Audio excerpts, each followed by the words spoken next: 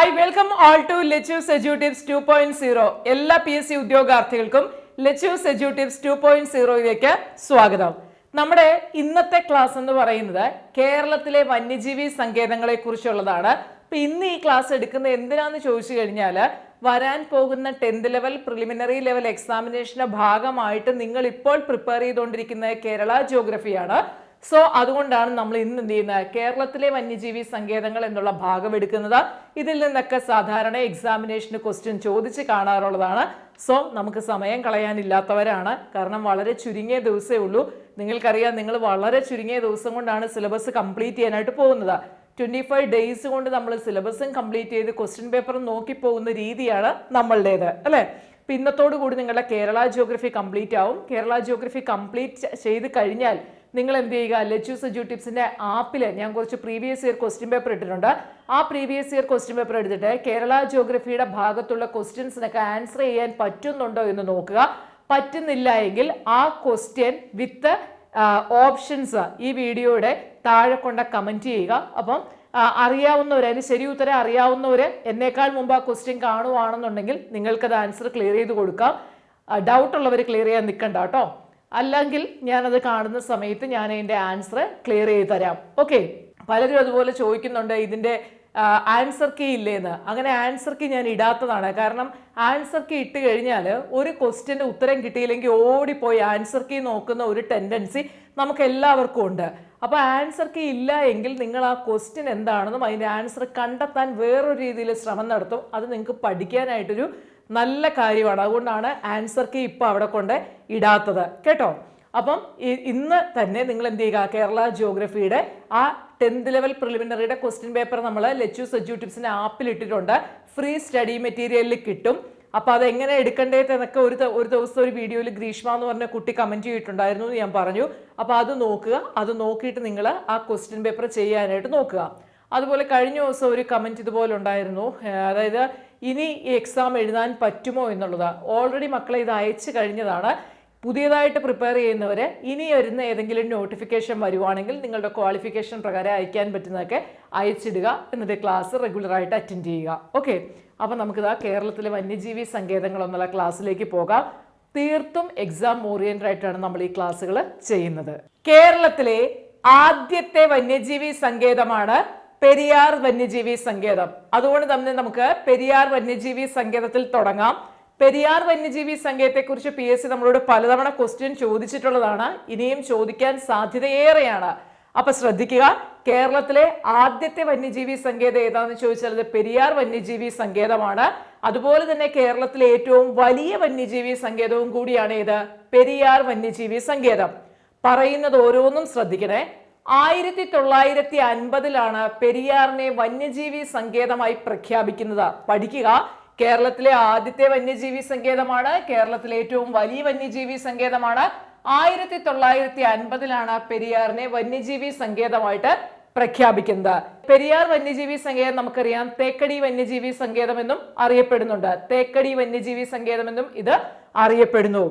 അതുപോലെ തന്നെ പെരിയാർ വന്യജീവി സങ്കേതത്തിന്റെ പഴയ പേരായിരുന്നു Nellikampetty game sanctuary. Okay, Nellikampetty game sanctuary നമ്മളോട് PSC മുമ്പ് ചോദിച്ചിട്ടുള്ളതുകൊണ്ട് പഠിക്കണം. പെരിയാർ വന്യജീവി സങ്കേതത്തിന്റെ പഴയ പേരാണ് Nellikampetty game sanctuary. Nellikampetty game sanctuary സ്ഥാപിക്കുന്നവർ ശ്രീ ചിത്ര തിരുനാളാണ്. അല്ലെങ്കിൽ നെല്ലിക്കാംപെട്ടി ഗെയിം സാങ്ച്വറി ആയിട്ട് വരുന്നത് 1934 ശ്രീ ചിത്ര തിരുനാളിന്റെ കാലത്താണെന്ന് ഓർത്തു വെക്കുക കേട്ടോ.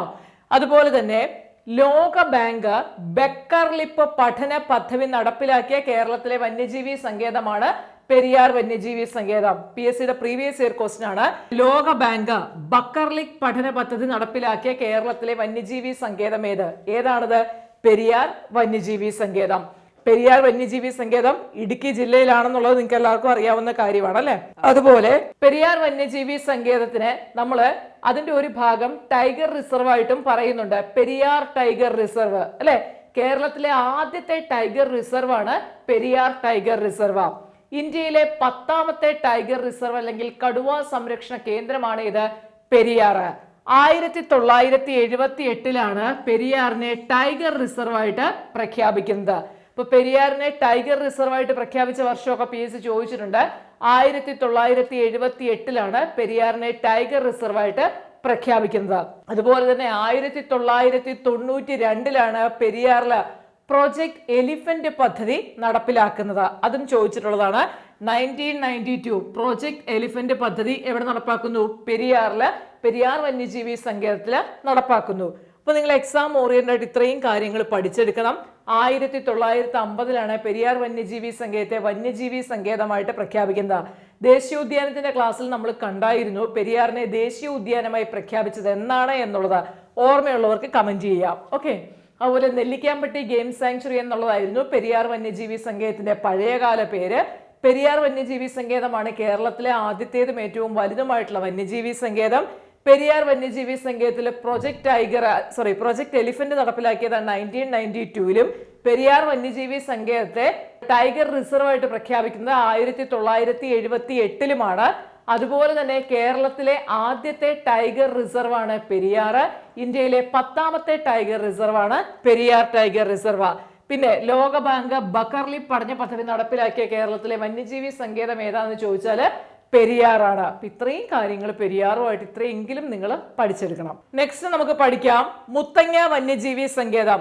മുത്തങ്ങ വന്യജീവി സങ്കേതം അറിയപ്പെടുന്ന മറ്റൊരു പേരാണ് വയനാട് വന്യജീവി സങ്കേതം. ശ്രദ്ധിച്ചിരിക്കണേ, കേരളത്തിലെ 2ാമത് വലിയ വന്യജീവി സങ്കേതമാണ് എന്ന് പറയുന്നത് മുത്തങ്ങ വന്യജീവി സങ്കേതം. അതുമല്ലെങ്കിൽ അത് വയനാട് വന്യജീവി സങ്കേതം എന്നറിയപ്പെടുന്നു. 1973 വയനാട് വന്യജീവി സങ്കേതമായിട്ട് വരുന്നത്. ഓക്കെ, 1973.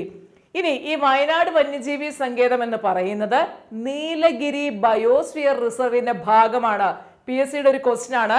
താഴെ തന്നിരിക്കുന്നവയിൽ നീലഗിരി ബയോസ്ഫിയർ റിസർവിന്റെ ഭാഗമായിട്ട് വന്നിരിക്കുന്ന വന്യജീവി സങ്കേതം ഏത്? ഓപ്ഷനകത്ത് വയനാട് വന്യജീവി സങ്കേതം ഉണ്ടായിരുന്നു. അപ്പൊ വയനാട് വന്യജീവി സങ്കേതമാണ് നീലഗിരി ബയോസ്ഫിയർ റിസർവിന്റെ ഭാഗമായിട്ട് വരുന്ന വന്യജീവി സങ്കേതം. ഇനി ഇവിടുത്തെ സംരക്ഷിത മൃഗം എന്ന് പറയുന്നത് ആനയാണ്. നിങ്ങൾക്ക് അറിയാവുന്നതാണ് അല്ലെ.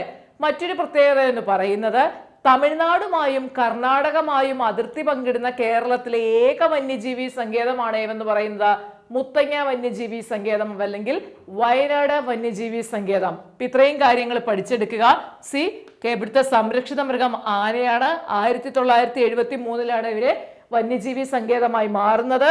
കർണാടകമായും തമിഴ്നാടുമായും അതിർത്തി പങ്കിടുന്ന കേരളത്തിലെ വന്യജീവി സങ്കേതമാണ് എന്ന് പറഞ്ഞാൽ നമുക്ക് മനസ്സിലാക്കാവുന്ന കാര്യമുള്ളൂ. തമിഴ്നാട്ടിലെ മുതുമലയായിട്ടും കർണാടകത്തിലെ ബന്ദിപ്പൂരും നാഗർഹോളയും ഒക്കെ ആയിട്ട് അതിർത്തി പങ്കിടുന്ന വന്യജീവി സങ്കേതമാണ് ഇത് മുത്തങ്ങ വന്യജീവി സങ്കേതം അല്ലെങ്കിൽ വയനാട് വന്യജീവി സങ്കേതം. വയനാട്ടിലാണ് വയനാട് വന്യജീവി സങ്കേതം വരുന്നത്. അടുത്തത് PSC നമ്മളോട് ചോദിച്ച് കാണുന്ന മറ്റൊരു വന്യജീവി സങ്കേതമാണ് ചിന്നാർ വന്യജീവി സങ്കേതം. ചിന്നാർ എന്ന് പറയുന്നത് PSC പലതവണ ചോദിച്ചിട്ടുണ്ട്. കേരളത്തിന്റെ മഴനിഴൽ പ്രദേശം എന്നറിയപ്പെടുന്നത് ചിന്നാറാണ്. ഇപ്പൊ ചിന്നാറിലുള്ള വന്യജീവി സങ്കേതം ഇടുക്കി ജില്ലയിലാണ് ഇത് ചിന്നാർ വന്യജീവി സങ്കേതം. ചിന്നാർ വന്യജീവി സങ്കേതവുമായിട്ട് ബന്ധപ്പെടുത്തി PSC ചോദിക്കുന്ന ഒരു പ്രധാന ക്വസ്റ്റ്യൻ ഇതാണ്: കേരളത്തിൽ നക്ഷത്രയാമകളെ കണ്ടുവരുന്ന വന്യജീവി സങ്കേതം ഏതാണ്? ചിന്നാർ വന്യജീവി സങ്കേതമാണ്. അതുപോലെ മറ്റൊരു ക്വസ്റ്റ്യൻ ആയിരുന്നു, കേരളത്തിൽ മഗ്ഗർ മുതലകൾ കാണപ്പെടുന്ന വന്യജീവി സങ്കേതം ഏതാണ്? ചിന്നാർ വന്യജീവി സങ്കേതം. അപ്പൊ ഓർത്തു വെക്കുക, ചാമ്പൽ മലയണ്ണാൻ, മഗ്ഗർ മുതലകൾ, അതുപോലെ തന്നെ നക്ഷത്രയാമകൾ എന്നിവയെ കണ്ടുവരുന്ന കേരളത്തിലെ വന്യജീവി സങ്കേതമാണ് ചിന്നാർ വന്യജീവി സങ്കേതം. നമ്മള് നദികൾ പഠിച്ചപ്പോ കണ്ടായിരുന്നു അല്ലെ, ചിന്നാർ വന്യജീവി സങ്കേതത്തിലൂടെ ഒഴുകുന്ന നദി ഏതാത്? പാമ്പാർ അല്ലെ. ചിന്നാർ വന്യജീവി സങ്കേതത്തിലൂടെ ഒഴുകുന്ന നദിയാണ് പാമ്പാർ. അപ്പൊ ഇത്രയും കാര്യങ്ങൾ പഠിക്കണം. ഞാൻ നിങ്ങൾക്ക് തികച്ചും എക്സാമിനേഷൻ ക്വസ്റ്റ്യൻ ചോദിക്കുന്ന രീതിയിലാണ് ഈ ക്ലാസ്സുകൾ എടുത്തു തരുന്നത്. സോ മസ്റ്റ് ആയിട്ടും പഠിക്കണം. ഇവിടെ ഒന്നും സ്കിപ്പ് ചെയ്യല്ലേ. നെക്സ്റ്റ് PSC പരീക്ഷകളിലെ സ്ഥിരം സാന്നിധ്യം എന്ന് പറയാവുന്ന ഒരു വന്യജീവി സങ്കേതമാണ് പറമ്പിക്കുളം വന്യജീവി സങ്കേതം. പാലക്കാട് ജില്ലയിലാണ് പറമ്പിക്കുളം വന്യജീവി സങ്കേതം വരുന്നത്. ശ്രദ്ധിക്കുക, കേരളത്തിലൂടെ പ്രവേശനമില്ലാത്ത വന്യജീവി സങ്കേതമാണ് എന്ന് പറഞ്ഞാൽ തമിഴ്നാട്ടിലൂടെ പ്രവേശനമുള്ള വന്യജീവി സങ്കേതമാണ് ഏതെന്ന് പറയുന്നത് പറമ്പിക്കുളം. തമിഴ്നാട്ടിലൂടെ പ്രവേശനമുള്ള കേരളത്തിലെ വന്യജീവി സങ്കേതമാണ് പറമ്പിക്കുളം വന്യജീവി സങ്കേതം. പറമ്പിക്കുളം വന്യജീവി സങ്കേതത്തിന്റെ പ്രത്യേകത എന്ന് പറയുന്നത് ഇതൊരു ടൈഗർ റിസർവ് ആണ് അല്ലെങ്കിൽ ഒരു കടുവ സംരക്ഷണ കേന്ദ്രമാണ്.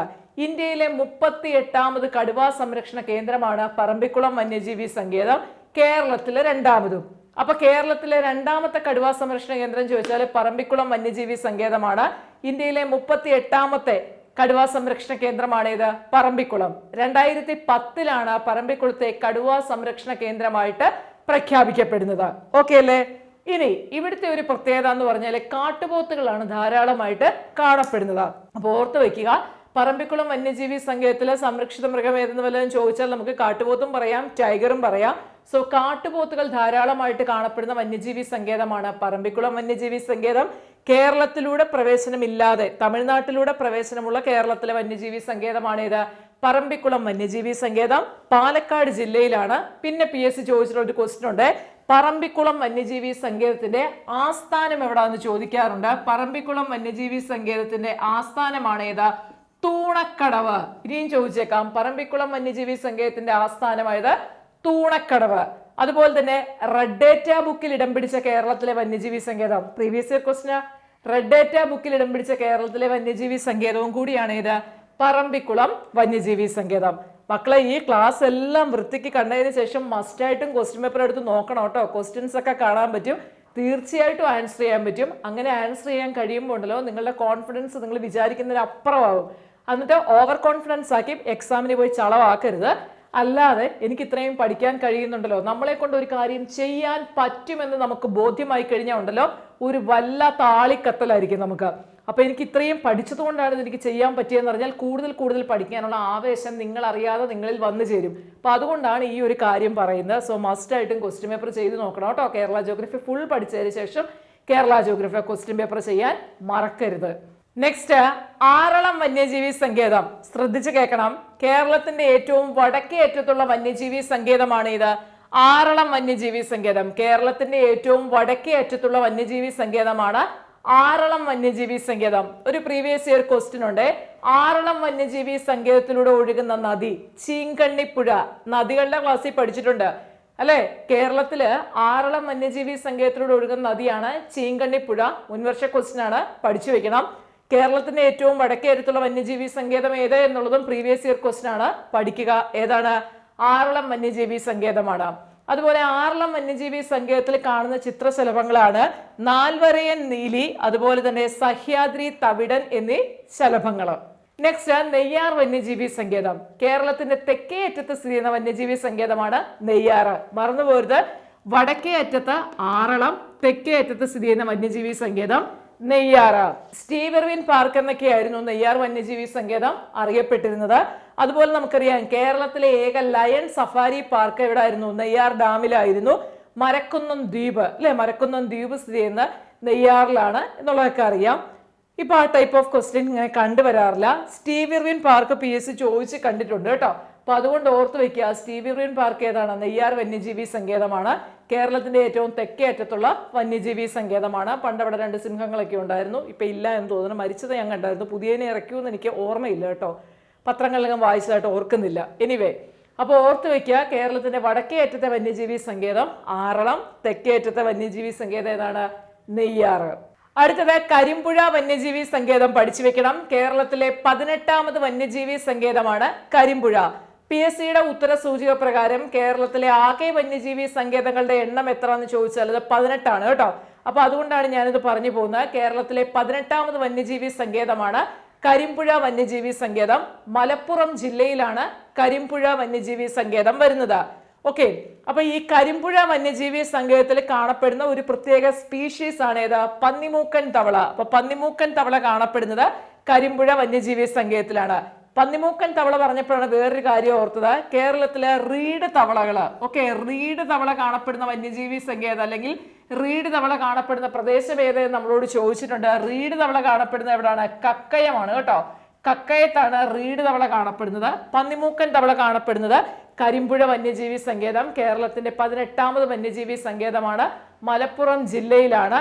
ഓക്കെ, അമരമ്പലം വനമൊക്കെ വരുന്നത് ഈ ഒരു വന്യജീവി സങ്കേതത്തിന്റെ ഭാഗമായിട്ടാണ്.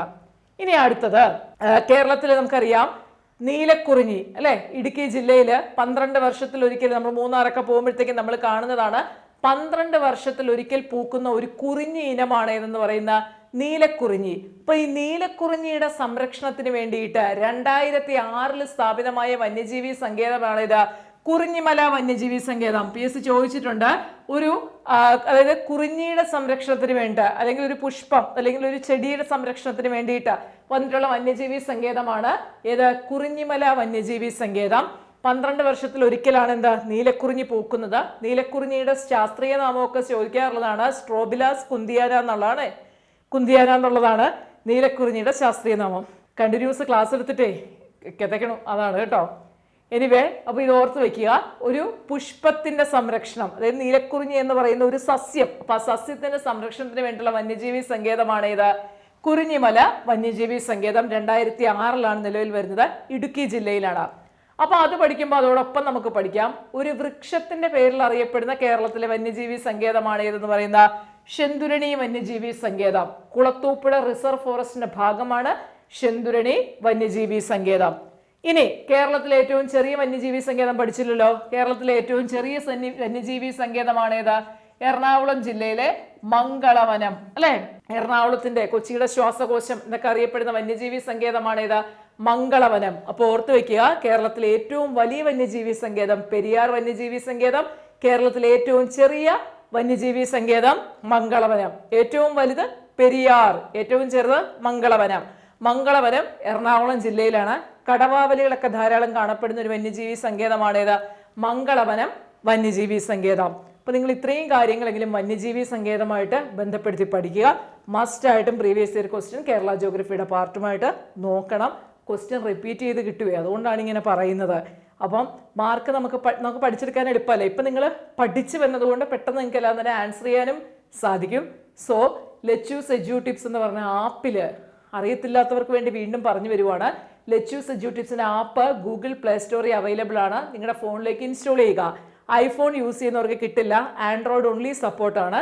അപ്പോൾ നിങ്ങളുടെ ഫോണിലേക്ക് ഇൻസ്റ്റാൾ ചെയ്തിട്ട് അത് ക്ലിക്ക് ചെയ്യുക. അത് ക്ലിക്ക് ചെയ്യുമ്പോൾ അതിൻ്റെ മുകളിൽ 3 വര വരും. അത് ക്ലിക്ക് ചെയ്യുമ്പോൾ ഫ്രീ സ്റ്റഡി മെറ്റീരിയൽ കാണും. അപ്പോൾ ഒരു ഡോക്യുമെൻ്റ് എന്ന ഓപ്ഷൻ കാണും. ഡോക്യുമെൻ്റ് കുത്തുക. അപ്പോൾ എന്ത് കിട്ടും? ക്വസ്റ്റ്യൻ പേപ്പർ കിട്ടും. ആൻസർ കീ ഇട്ടിട്ടില്ല, ഇടാത്തതിൻ്റെ കാര്യം വീഡിയോയുടെ തുടക്കത്തിൽ പറഞ്ഞിട്ടുണ്ട്. സോ ചെയ്തു നോക്കുക. ആൻസർ നിങ്ങൾക്ക് കിട്ടും, കിട്ടാതെ ഇവിടെ പോകാൻ അല്ലേ. അപ്പോൾ നമുക്ക് അടുത്ത സെഷനിൽ കാണാം. താങ്ക്